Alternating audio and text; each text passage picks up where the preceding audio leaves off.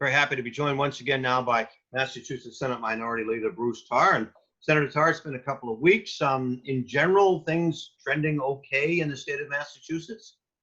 You know, I would say they are, Rick. We continue to see the results of very aggressive efforts to contain the spread of the coronavirus pandemic. We are starting to see a little bit of economic recovery. However, we still have a lot of concern about that. And, you know, one of the things that I think is most significant about Massachusetts' experience with the pandemic is that there has been a lot of work done with a lot of positive results to protect public health. But that has also come at the expense of employers and business activity. And we are still dealing with very difficult economic circumstances, particularly as regards the rest of the country. So we've done very well with public health, which is very important, but a lot of concerns, particularly as we now enter the fall season and we enter winter, and things we have to think about include restaurants who have been getting a lot of business from outdoor dining, who may not have those options in the very near future. So we're continuing to go day by day, and most importantly, the public health numbers continue to look reasonably good. Senator, what's the state of the legislature this time of year? What's going on right now? You know, it's a great question, Rick, because we're in a very unique time. Usually the formal sessions of the legislature end at the end of July. And so normally right now we would be in a period from the end of July, so the beginning of August, all the way into the new year where we would be in informal session only, meaning we wouldn't be transacting matters of controversy or taking roll call votes. But because we suspended the rules, we now can have formal sessions between now and the new year. And those sessions would be used for things like passing a state budget, which we still do not have for a full year or the remainder of the year, and things that are related to the COVID-19 pandemic, and Rick, taking up the reports of conference committees. And so right now we actually have 5 conference committees at work, and they're dealing with bills that involve economic development, healthcare, energy and the environment, police reform, so a whole host of things.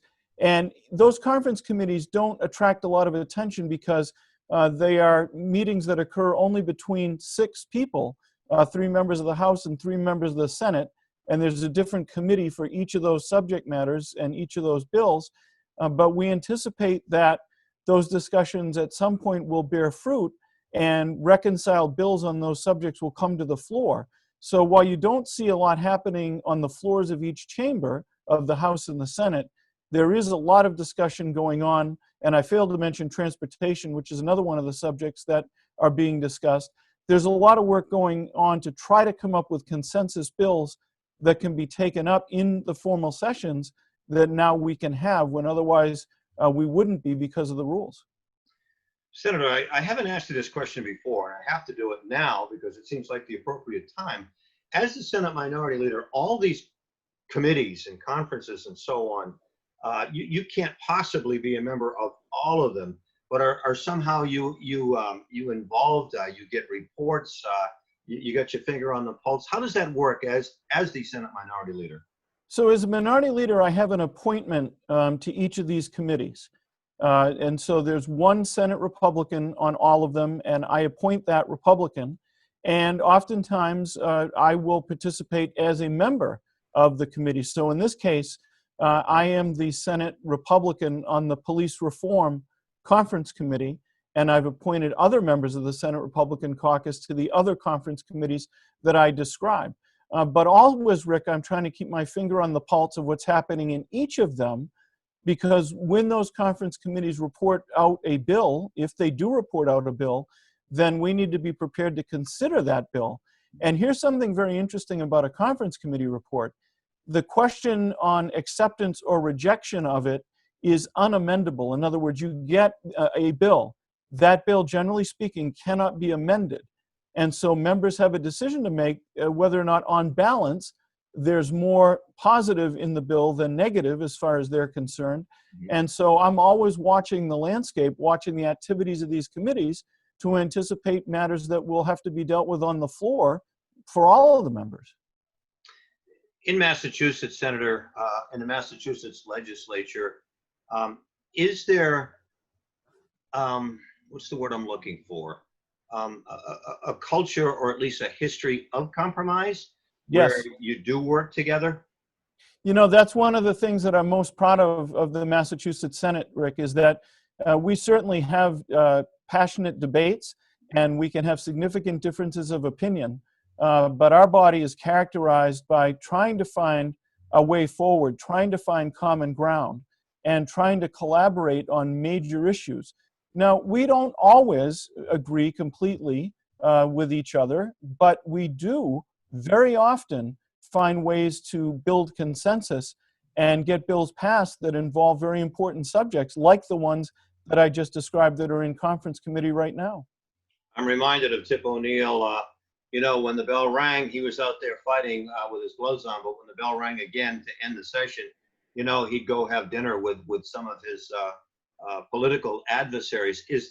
And this is way off the rails, Senator. So you don't have to answer it. But is there a sense of I don't want you to say the word frustration, but is there a sense that among your colleagues on both sides of the aisle, that this kind of effort where you work together and you talk together could be somehow uplifted to the national level?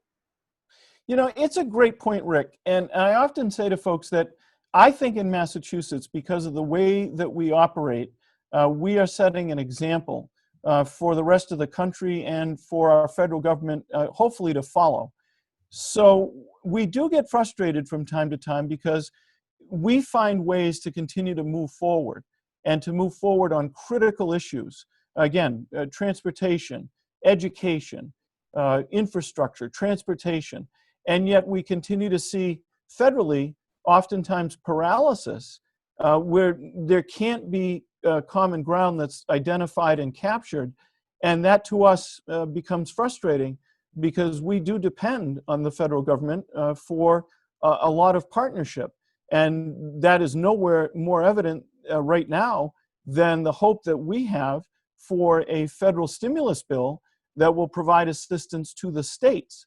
There has not been a lot of assistance in the prior bills that went directly to helping state governments balance their budgets. But as we talk right now, there is a projected budget deficit for Massachusetts that is somewhere between $5 and $8 billion. And it will be very difficult to close that deficit without federal assistance. But when we look to see what's happening in Washington, it does not look like a clear path for a bill that will have the kind of assistance that we need.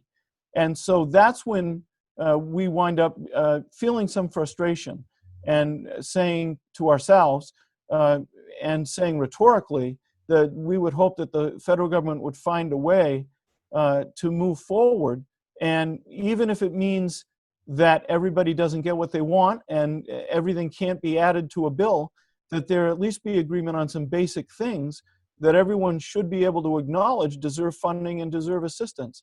So we do draw that contrast, but the things that we can control and that I can control are in this building. And in this building, we work very hard to be able to try to find common ground.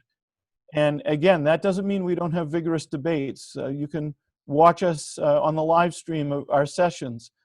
But what it also means is that we try to put forward our very best ideas. We try to argue for them very passionately, but we try also to find a way to move forward rather than be obstructed by differences of opinion. Well, historically, the party in power and the loyal opposition have always had good ideas that can go across the aisle. Senator, a couple of quick questions very quickly here to kind of end things. Actually, just one. No, two more. And that would be a comment on yesterday's primaries. Mm-hmm. Or Tuesday's primaries. One thing that was very interesting, Rick, was the voter participation in the primary. And in fact, I've got some notes here. I rarely use them, but I want to get the numbers right. So far, the Secretary of State is reporting that we had between 1.3 and 1.5 million votes cast. Now, to put that into perspective, in 2018, in the primary, there were 981,568 votes cast.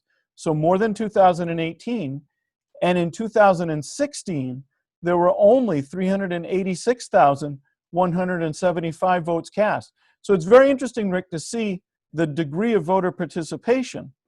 But what's even more interesting is that of those votes that were cast, and let's use the larger number and say it was 1.5 million, 1 million votes of those were cast in advance, Whoa. either by mail or through early voting, the vast majority.